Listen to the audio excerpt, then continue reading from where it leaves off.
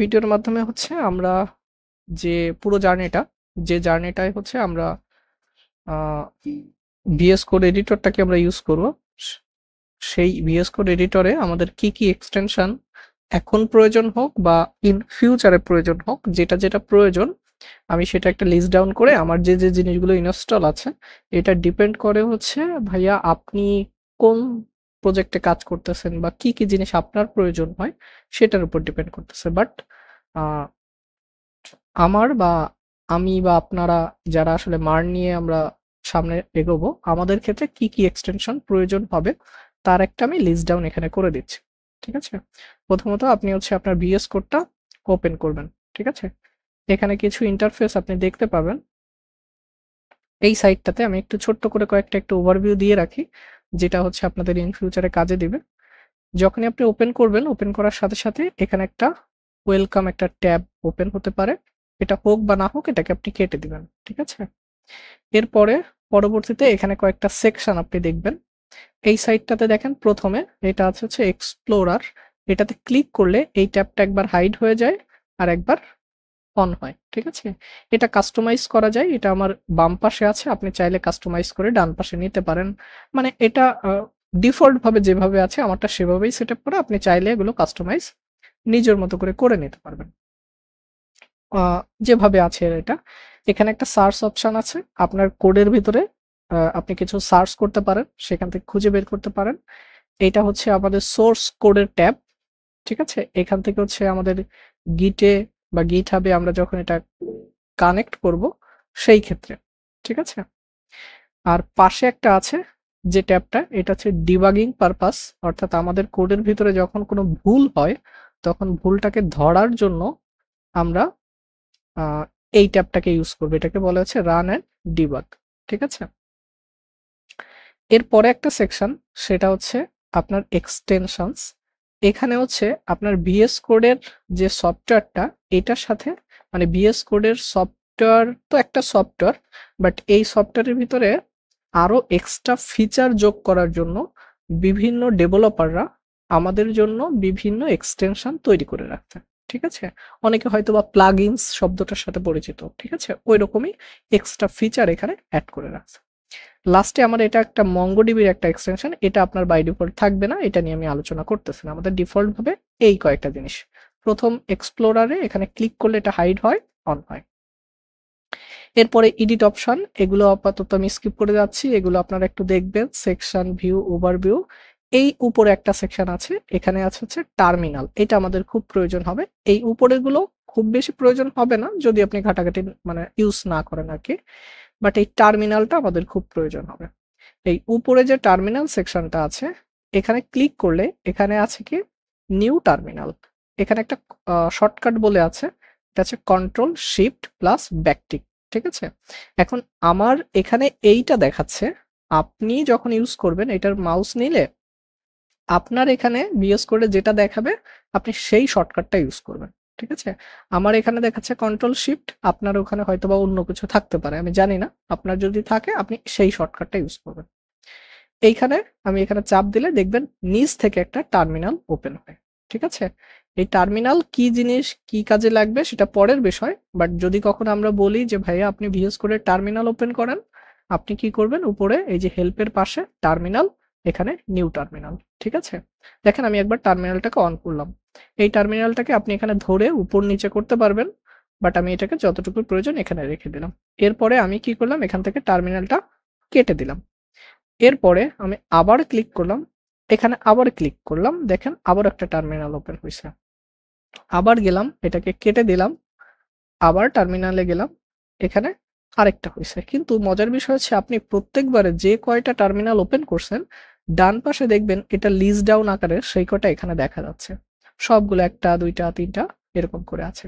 But আপনি যদি এরকম না চান যে ভাইয়া আমার একটা আছে, মনে করেন এখানে তো একটা টার্মিনাল অন আছে, এখান থেকে ওপেন করা যায়, অথবা আপনি একটু ইউজ করবেন মানে এখান থেকে ক্লিক করলে নতুন একটা, কারণ এখানে আপনি বারবার ক্লিক করতেছেন নিউ টার্মিনাল, মানে আপনি যতবারই ক্লিক করেন নতুন একটা ওপেন হবে। কিন্তু আপনি যদি মনে করেন যে আমার তো অলরেডি একটা ওপেন করা আছে টার্মিনাল, আমি সেইটা বের করতে চাচ্ছি, তাহলে এখান থেকে মাউসটা একদম নিচে নিবেন, হ্যাঁ? এই যে নিচে নিলে এখানে মাউস নিয়ে হালকা একটু দেখা যাবে, হ্যাঁ?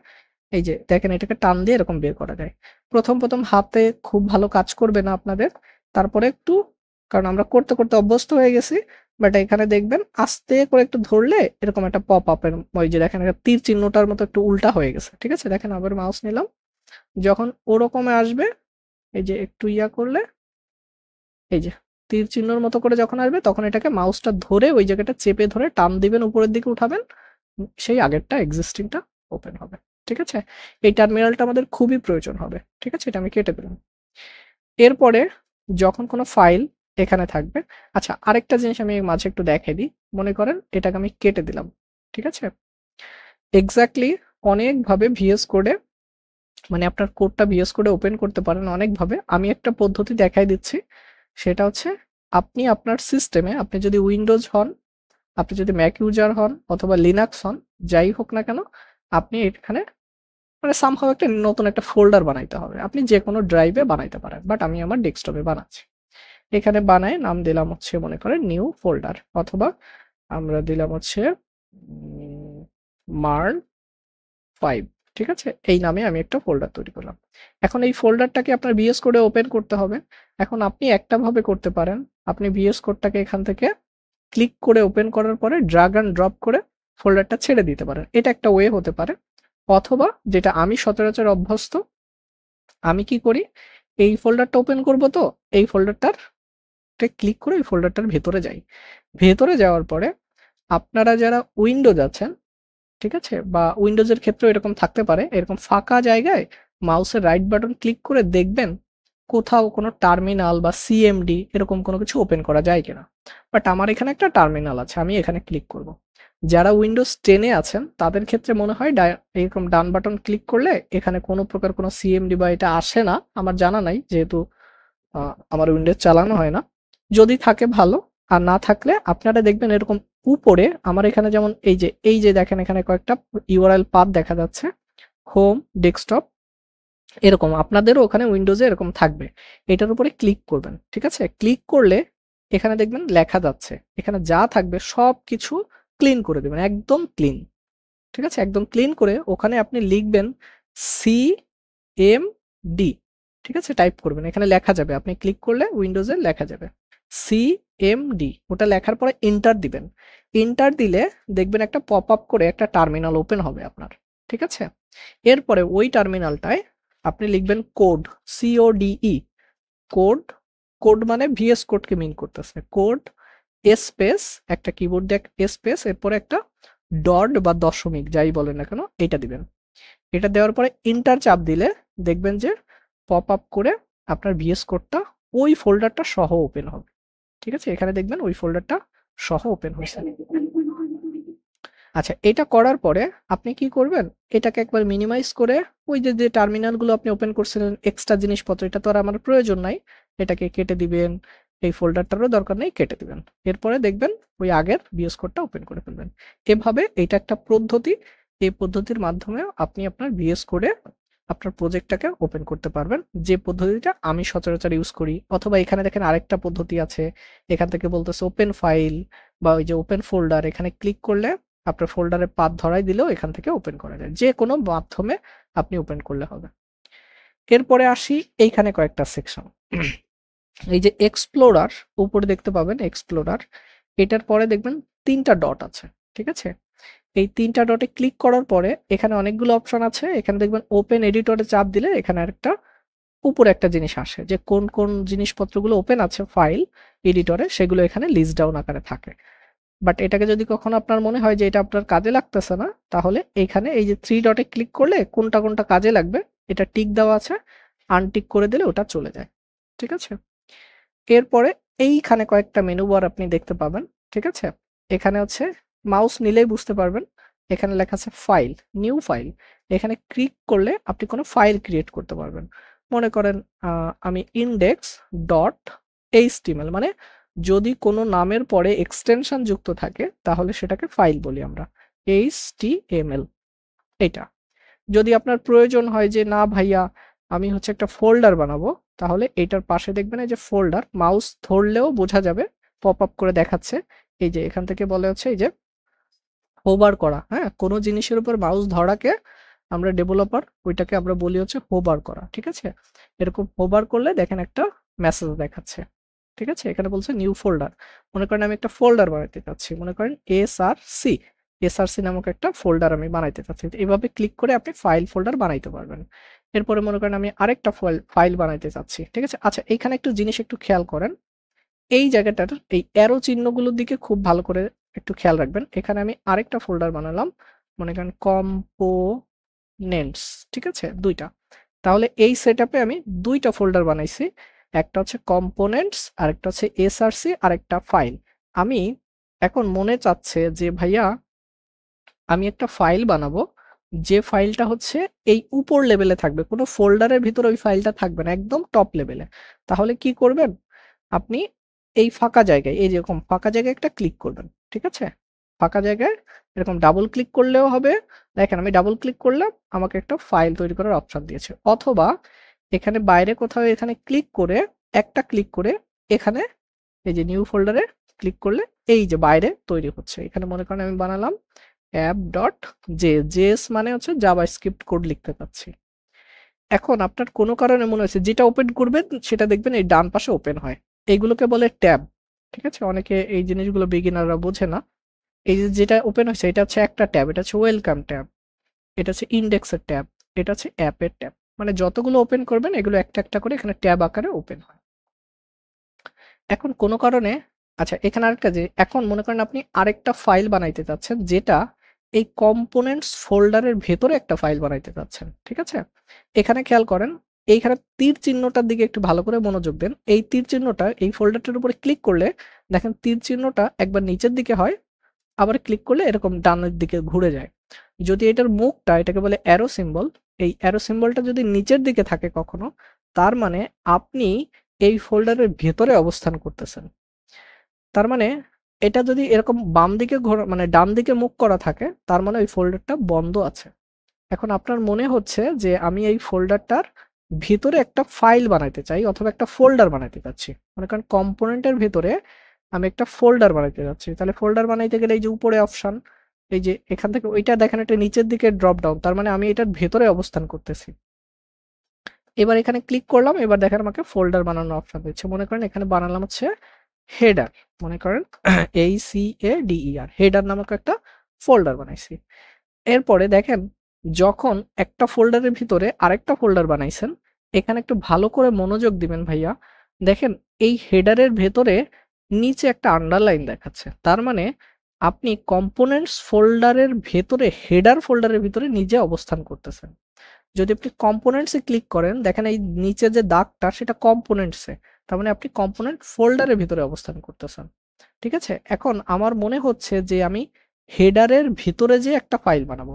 তার মানে এই দাগটা নিচে আছে। তার মানে আমি এখানে নেই। তার মানে হেডারের ভেতরে যাবো। তার মানে হেডারের উপরে ক্লিক করলাম। এই যে নিচে ড্রপ ডাউনটা হইলো, এখানে আছি। এখানে যেয়ে আমি আরেকটা ফাইল বানালাম। হেডার HEADER header.css CSS আমরা যদি কখনো CSS ফাইল লিখি তার এক্সটেনশন দিতে হয় CSS। এটা বানাই ফেললাম। এরপরে মনে করেন আমি কম্পোনেন্টস এর ভিতরে আরেকটা ফোল্ডার বানাবো। মনে করেন navbar। এখানে এই যে এই দেখেন আমি কিন্তু এখন হেডারে দাগ দেওয়া নাই। আমি আছি বাম পাশে। তাই এখানে ক্লিক করলাম।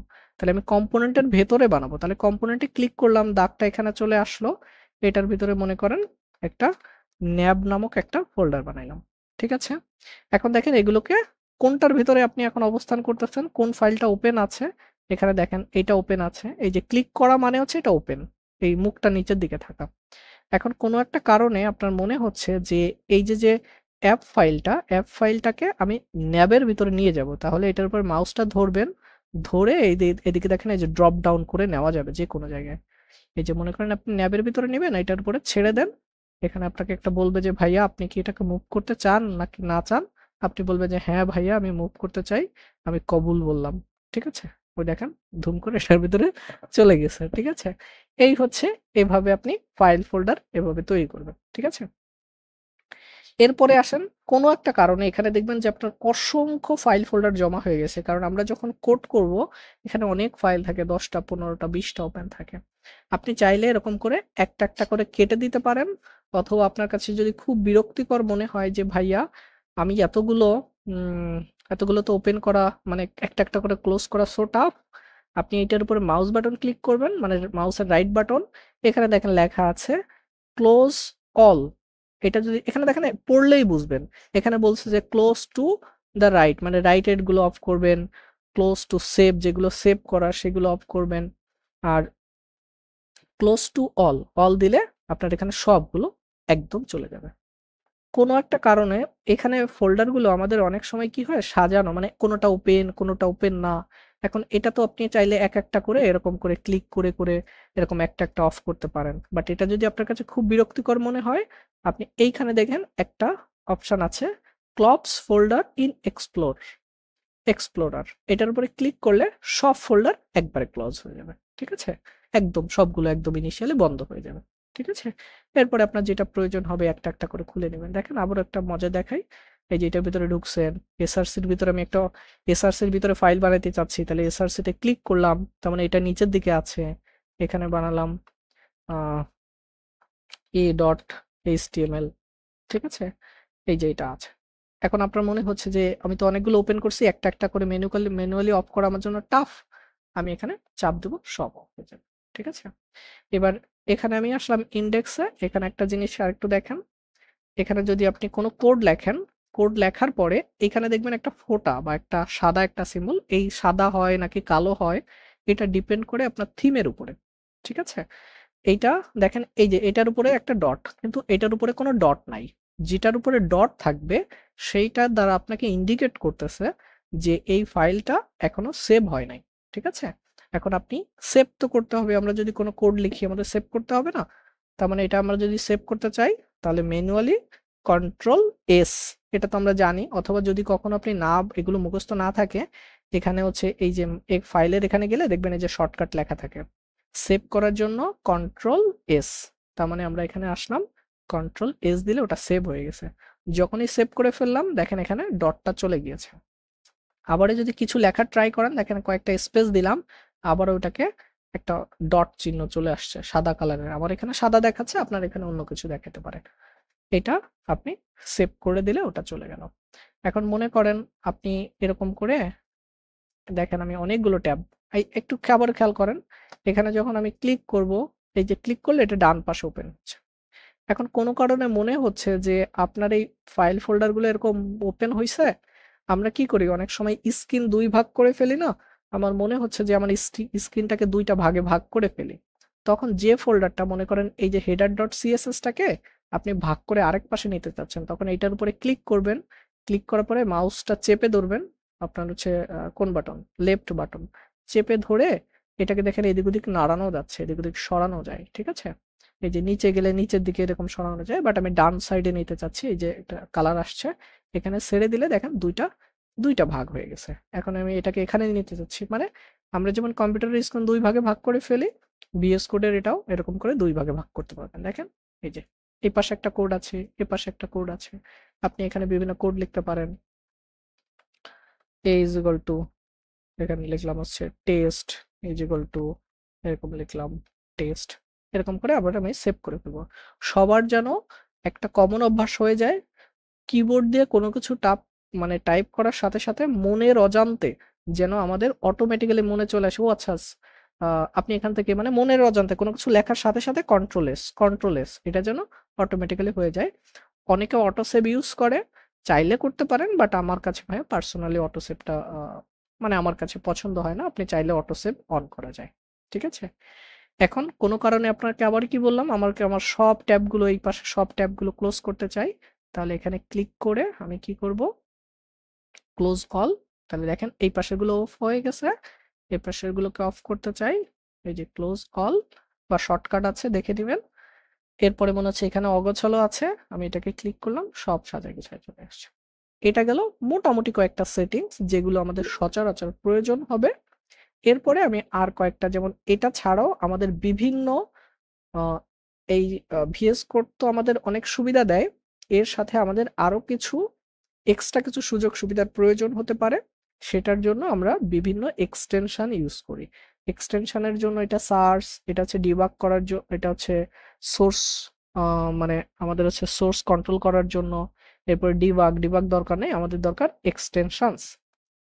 এখানে ক্লিক করলে অনেক এক্সটেনশন আছে। এটা একটু ভালো করে মনোযোগ দিয়েন, কয়েকটা এক্সটেনশন আপনি মাস্ট বি ইনস্টল করে নেবেন। ১ নাম্বার, এটা এখন লাগুক বা কিছুদিন পরে লাগুক, আমি এখানে তো রেখে দিচ্ছি, আপনি যখন পরবর্তী ভিডিও দেখবেন, ভিডিওটা পজ করে নামগুলো দেখে নেবেন। এটা হচ্ছে একটা থিম, এটা হচ্ছে একটা থিম। ঠিক আছে? এর পরবর্তীতে যদি মনে করেন আপনি নিজস্ব কোনো থিম বানাবেন সেটাও করতে পারেন। বাট যেগুলো না হইলেই পসিবল না। ঠিক আছে? আমি সেগুলো দেখাচ্ছি। Auto rename tag. ঠিক আছে? এই এক্সটেনশনটা আমি ইউজ করি, আমার জন্য খুবই কাজে দেয়। এটা হচ্ছে যখন কোনো ট্যাগকে আমরা এডিট করি তাহলে অটোমেটিক্যালি ওপেনিং ট্যাগ এবং ক্লোজিং ট্যাগ অটোমেটিক্যালি একসাথে এডিট হয়ে যায়। ঠিক আছে? এটা আপনি এটাকে এরকম করে সার্চ করবেন। ঠিক আছে? এখানে এই যে এখানে সার্চ করতে হবে, এখানে সার্চ বার, আপনার সময় তো এখানে থাকবে না। এটা হচ্ছে আমার ইনস্টল গুলো দেখাচ্ছে। এই যে অটো রিনেম ট্যাগ এরকম করে সার্চ করলে এখানে চলে আসবে। ঠিক আছে? এই দেখেন এখানে নিচে আরো এক্সটেনশন আছে, বাট আমার কিন্তু উপরেরটা করা। ঠিক আছে? এটাও মেবি কাজ করবে, আপনি এটা দিয়েও করতে পারেন, বাট আমি উপরেরটা করছি, আপনি চাইলে উপরেরটা করতে পারেন। আমার এখানে কি কি এক্সটেনশন, তাহলে আমাদের সাজেশন হচ্ছে ভাইয়া অটো রিনেম ট্যাগটাকে অন করে রাখবেন। আর এই ডান পাশে আসার পরে এই জায়গাটায় দেখবেন, ওটাতে ক্লিক করলে এখানে লেখা থাকবে ইনস্টল। আপনার শুধু কাজ হচ্ছে শুধুমাত্র ইনস্টলে চাপ দিলে কয়েক সেকেন্ড বা একটু সময় নেবে, এটা ইনস্টল হয়ে যাবে। তার মানে এটা আমার মাস্ট বি লাগবে, থিম দরকার নাই আপাতত। এরপরে অটো রিনেম ট্যাগের পরে এরপরে আসবেন কোড স্প্লিট চেকার। এটাকে ক্লিক করে এই নামটা একটু দেখে নেন, এটা সার্চ করে ইনস্টল করে নেবেন। এরপরেও যদি কাজ না করে, এটার কাজ কি, কিভাবে কাজ করতে, এটা হচ্ছে যখন আপনি কোনো এখানে দেখা যায় এখানে কোনো কিছু টাইপ করেছেন, ওই টাইপের আসলে ইংলিশ ওয়ার্ড আপনার ভুল আছে, ওইটাকে আপনাকে সংশোধন করে দিবে। এরপরে আছে কালার হাইলাইটার, যখন কোনো আমরা সিএসএস এর কোনো কালার লিখবো সেটা হাইলাইট হয়ে থাকবে, এটা আমাদের খুব কাজে লাগে। এরপরে হচ্ছে সিএসএস নেভিগেশন, এটা খুবই কাজে লাগে, এটাও ইনস্টল করে দেখবেন। ড্রাকুলা থিম, এটা অনেক সুন্দর একটা থিম, আপনি চাইলে এটা ইউজ করতে পারেন, এটা আপনার প্রয়োজন নাই। ইয়েসলিন্টো এগুলো আপাতত না। আহ, এটার জন্য আমি একটা প্যাকেজ ইউজ করছি, সেটা আমি পরে দেখাচ্ছি। ইয়েসলিন্ট আপাতত এখানে না, এটা আমি ইনস্টল করব, বাট একটু পরে দেখাচ্ছি। এক্সেলিডোরা লাগবে না, এটা আপনার লাগবে না। গো লাগবে না। ইমেজ প্রিভিউটা আপনার লাগবে, এই ইমেজ প্রিভিউটা এক্সটেনশনটাকে ইনস্টল করে রাখবেন। এরপরে আরেকটা হচ্ছে intelligence for CSS class name and in HTML, নামটা একটু দেখে নেন, এটাকে ইনস্টল করবেন। এটা কেন লাগবে, কি কারণে লাগবে, ইনস্টল করতে বলছি, করে রাখেন, ইন ফিউচারে কাজে দিবে। এবং কোনটা দিয়ে কি কাজ করতেছেন এটাও দরকার হবে। আচ্ছা, এইটা আমার লাইভ সার্ভার সাস, যেহেতু আপনারা সাস নিয়ে কাজ করবেন না, লাইভ সার্ভার এইটাকে ইনস্টল করতে হবে, লাইভ সার্ভার এটাকে ইনস্টল করে নেবেন। মার্কডাউন আপনার লাগবে না। আইকন থিম, যদি ম্যাটেরিয়াল আইকন থিমটা করে নিতে পারেন, এক্ষেত্রে হচ্ছে আপনাকে সুন্দর সুন্দর আইকন দেখাবে। ঠিক আছে? এখানে কি ওরা ইয়ে আছে, মানে আইকন দেখায় এখান থেকে সুন্দর করে ফাইলের ইয়াটা। MongoDB ফর VS Code এটা আপাতত লাগবে না, এটাও লাগবে না, ওয়ানডার্ক প্রো লাগবে না। প্রিটিআর, আচ্ছা আরেকটা হচ্ছে এই প্রিটিআরটা। ঠিক আছে? এই প্রিটিআর এইটাকে ইনস্টল করে রাখবেন, এটা হচ্ছে আমাদের কোড ফরম্যাট করতে সাহায্য করবে। এগুলো দিয়ে কি করব, ইনস্টল করতে বলছি, করে রাখেন, এরপরে কি করব কিনা তখন আমি বুঝাই দিবানি। ঠিক আছে? এরপরে নিচে আহ এই প্যাকেজটাকে ইনস্টল করতে হবে, এইটা রিঅ্যাক্ট এক্সটেনশন প্যাক। ঠিক আছে? এটাকে আপনি এখানে সার্চ করবেন, এই যে এখান থেকে কপি কি হবে, বা এই যে এখানে সার্চ বক্স, এখানে সার্চ করবেন, রিঅ্যাক্ট বানানটা দেখে নিবেন, রিঅ্যাক্ট এক্সটেনশন প্যাক। আর এটা কে বানাইছে এনার নামটা একটু দেখে নিবেন। ঠিক আছে? রাজবীর এই নামটা এটাকে ইনস্টল করবেন। এই একটা প্যাক ইনস্টল করলে আপনার অটোমেটিক্যালি এখানে একটা দুইটা তিনটা, ওই যে ইএসলেন্টের কথা বলছিলাম, একটা দুইটা তিনটা চারটা পাঁচটা ছয়টা, এই ছয়টা এক্সটেনশন অটোমেটিক্যালি আপনার এখানে ইনস্টল হয়ে যাবে, আপনাকে একটা একটা করে আর করতে হবে না। ঠিক আছে? অটোমেটিক্যালি ইনস্টল হয়ে যাবে। আর এখানে যেগুলো আছে, আচ্ছা আরেকটা প্রয়োজন হবে, এইটা আমাদের খুব প্রয়োজন হবে, এই যে স্নিপেট। এটার কাজ হচ্ছে কি, অনেক সময় এটা দেখাই, অনেক সময় আমাদের স্ক্রিনশট নিতে হয়, হ্যাঁ, কোডের স্ক্রিনশট। ঠিক আছে? তখন এটা খুব কাজে দেয়। ঠিক আছে? আহ, এটা আমি দেখাই দিচ্ছি কিভাবে করবেন। জাস্ট এটা শুধু এরকম করে সার্চ করে ইনস্টলটা করে নিতে হবে। টেলউইন্ড লাগবে না, ভিএস কোডের আইকন এগুলো ইউজ করতে পারেন, কোপাইলট আপাতত লাগবে না। এই যে কটা দেখালাম আপাতত বিগিনার হয়ে এই কটা করলে হবে। এরপরে যখন আমরা কাজের প্রসঙ্গে আসবো, যখন যেটা প্রয়োজন হবে তখন সেটা আমরা ইউজ করব। এবার হচ্ছে আরেকটা জিনিস একটু দেখাই দিই। এইটা করার পরে মনে করেন এই যে এই ফাইলে আমি কিছু লিখছি, এখন এই কোডটার একটা স্ক্রিনশট নিতে চাচ্ছি। তখন আমি কি করব, ওই যে একটু আগে একটা স্ক্রিনশটের এক্সটেনশন দেখাইছি, এটাকে আপনি যতটুকু স্ক্রিনশট নিতে চান, ঠিক আছে, এটাকে আপনি ততটুকু মার্ক করবেন। এই যে মার্ক করবেন, মার্ক করার পরে রাইট বাটন চাপ দিলে দেখেন এই যে দেখেন এই যে লেখা আছে টেক কোড স্ক্রিনশট, এটাতে ক্লিক করলে দেখেন কত সুন্দর একটা স্ক্রিনশট হয়ে গেছে অনলি ওই কোডের। ঠিক আছে, এরপর এটাকে এখান থেকে ডাউনলোড করে নিতে পারবেন বা ক্লিপবোর্ডে সেভ করতে পারবেন। এটা সেভ করে আপনি যে কোনো জায়গায় শেয়ার করতে পারবেন মানুষকে। ঠিক আছে, এই সুবিধাটা কিন্তু ডিফল্ট ভিএস কোডে নেই। এখন এই সুবিধাটা যাওয়ার জন্য আমাদের কমিউনিটিতে যারা বড় ভাইরা আছে ওনারা এরকম সুন্দর সুন্দর এক্সটেনশন বানায় রাখছে। ঠিক আছে, যেটা দিয়ে আমাদের কাজ চালাই নিতে পারবো।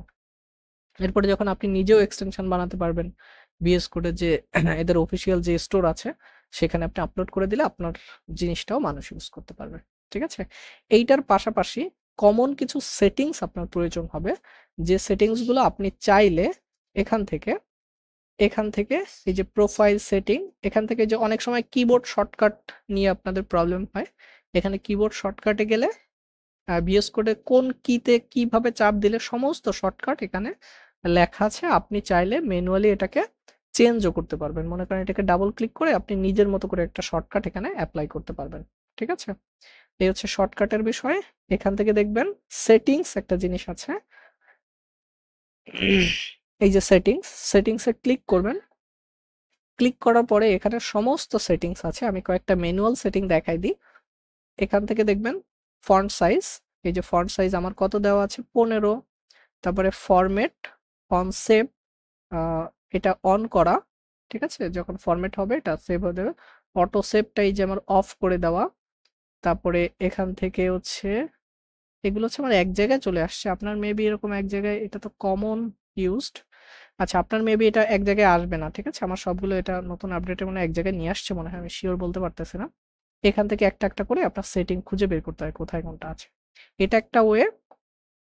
আচ্ছা, আরেকটা জিনিস, এই সেটিংস গুলোর জন্য যত সেটিংস করেন, আসলে আমি ওভাবে করি না, এখান থেকে করি কি, এই সেটিংসটা আসার পরে ডান পাশে, হ্যাঁ ডান পাশে দেখেন ওপেন সেটিং জেসন, এই জেসনে ক্লিক করলে সমস্ত সেটিং এখানে অটোমেটিক্যালি রিটেন আকারে লেখা থাকে।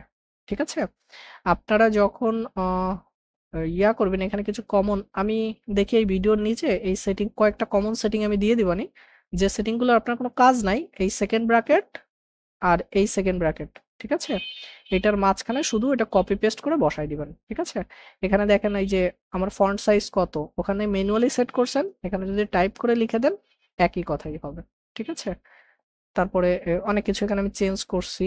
আমি এখানে গুরুত্বপূর্ণ কয়েকটা সেটিং আমি এই ভিডিওর নিচে আপনাদের দিয়ে দিবানি, আপনারা একটু দেখে নিবেন। এই হচ্ছে বিষয়, আর কয়েকটা গুরুত্বপূর্ণ জিনিস লাগবে, এছাড়াও টুকিটাকি প্রবলেম ফেস করলে আমাকে দেখাই নেবেন। ঠিক আছে, এখানে অনেক সময় মিনি ম্যাপের প্রয়োজন হয়, এই সাইট থেকে একটা মিনি ম্যাপ ওপেন হয়, এটা যদি আপনাদের না থাকে তাহলে এখান থেকে ভিউ সেকশনে যে আচ্ছা ভিউ সেকশনে যে আপনারা অলওয়েজ এই সেটিংসটাকে টিক দিয়ে নেবেন ওয়ার্ড্র্যাপ। ঠিক আছে, ভিউ সেটিংসে যে দেখেন এইটা ওয়ার্ড্র্যাপটাকে আপনি টিক চিহ্ন দিয়ে দিবেন। ঠিক আছে, এই যে দেখেন টিক আছে, এটা অলওয়েজ টিক দিয়ে রাখবেন। এখান থেকে মিনি ম্যাপটা কোথায় গেছো, অ্যাপিয়ারেন্স, এই যে অ্যাপিয়ারেন্সে আসলে মানে এখানে থাকার কথা, এই যে মিনি ম্যাপে একটা টিক দিয়ে রাখবেন। ঠিক আছে, তাহলে মিনি ম্যাপটা কি, এই সাইডে একটা ছোট করে একটা ওভারভিউ দেখায় আপনার এখানে সমস্ত কোডের। ঠিক আছে, এই ছিল মোটামুটি লেভেলের একটা ধারণা। আশা করি এই ভিডিওটা যারা পরবর্তীতে দেখবেন এই সেটিংস গুলো করে রাখবেন, বা যা যা দেখালাম মোটামুটি একটু দেখে রাখেন, যদি কোথাও প্রবলেম ফেস করেন আমাকে আপনারা জানাবেন।